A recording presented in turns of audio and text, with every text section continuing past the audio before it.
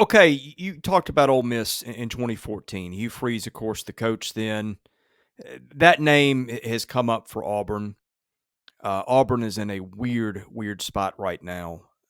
Yeah. Do you think, if you had to guess, would you take Hugh Freeze as the next coach? Would you take the field? Or if you take the field, do you have somebody you think will end up there? Because it's just maybe it's hard to predict given all the weird stuff, the circus about the situation, but Hugh Freeze seems like he's a fit there. I think he is a fit there. There's kind of a rumor out there that John Hartwell, the Utah State AD, is who used to work at Ole Miss and was at Ole Miss when Hugh was here.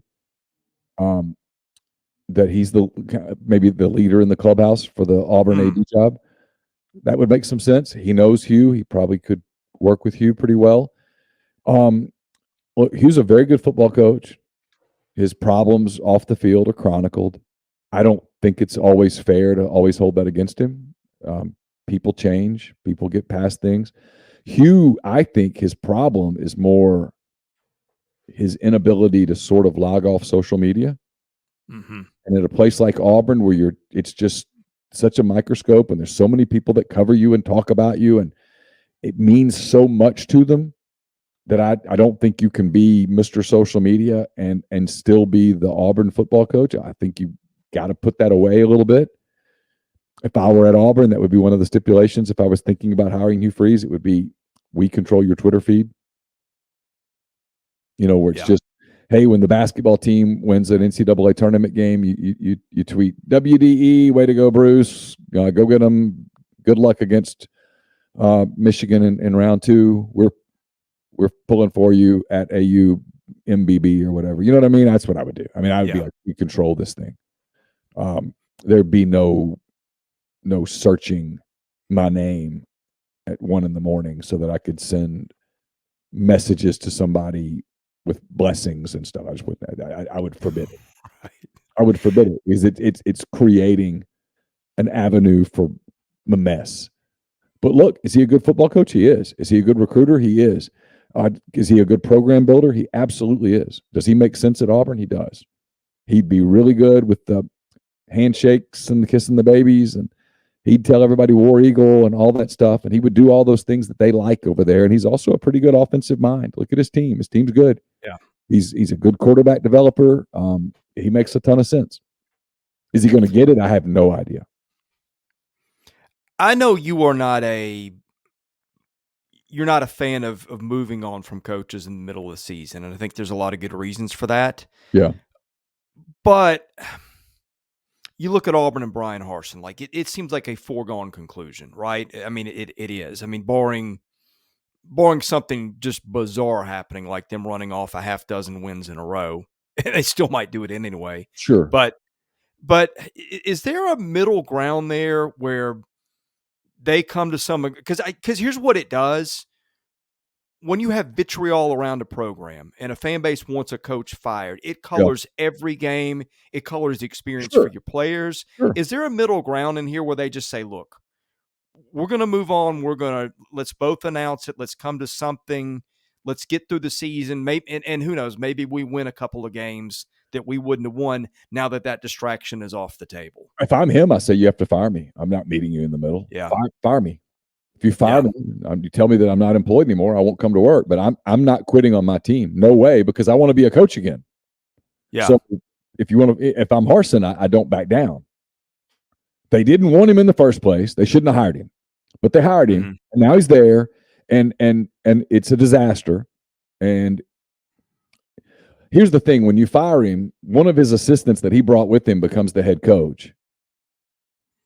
What does that change anything? Now you just have the staff full of lame ducks that, in this day and age, now half the team's looking at getting in the portal. They probably are anyway. Look, this is why coaching searches are critical.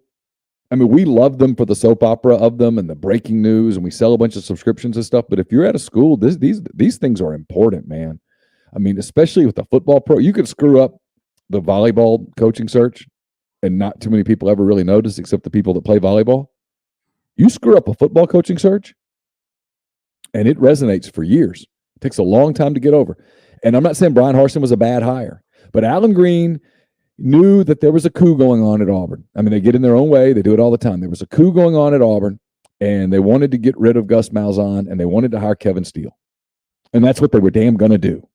And Alan Green said, not on my watch. And the moment he said that, it was the stand down. He's a marked man. He's a marked man, and you better get it right, Alan. You better hire a stud. And he hired a guy that didn't fit in, won't do it the Auburn way. Read into that whatever you will. Won't do things just because Auburn's done things that way. He's going to do it his way. He's not from there. Brings in a whole bunch of people that aren't from there. And then they don't win.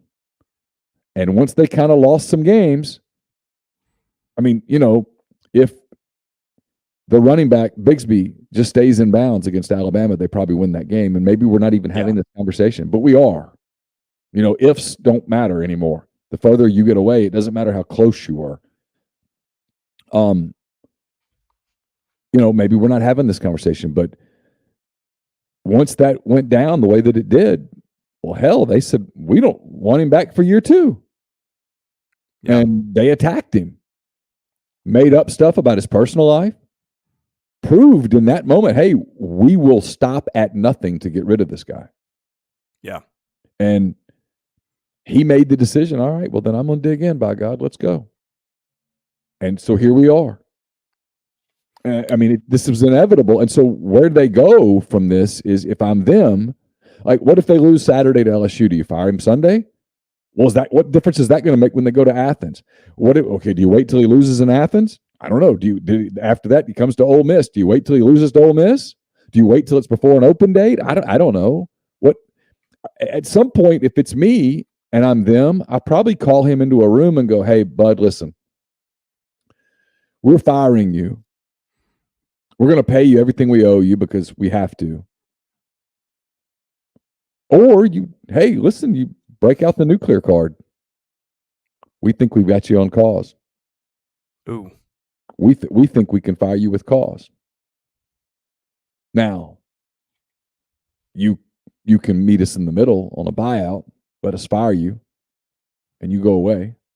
Or we do this the scandalous way. And Auburn has shown they're not scared of scandal. And I have no idea whether there would ever be anything that they could get Bryan Harsin for cause on. No clue. But I wonder if the best thing for everybody, have you paid attention to what's going on at Boise? No. They got beat by UTEP last weekend. I wonder if he's got a soft landing back at his own spot. That's what I'm hoping for if I'm everybody. His name popped up at Arizona State. They've got this NCAA issue. He's known as this straight-laced guy, and maybe he could land a job there that makes more sense for him. I just don't know. I mean, I don't know. But he doesn't fit at Auburn, and they're not going to win all those games I just listed. So if you're just waiting for him to lose a game, well, then I can't even imagine what the environment is like around the inside the building, inside the program. And in this day and age, with kids knowing they can get out, if you like, hey man, this thing's nuts, I'm in the portal. I mean, that's the problem with announcing on October the 2nd, for example. Let's say he loses Saturday and you do it on the 2nd day of October.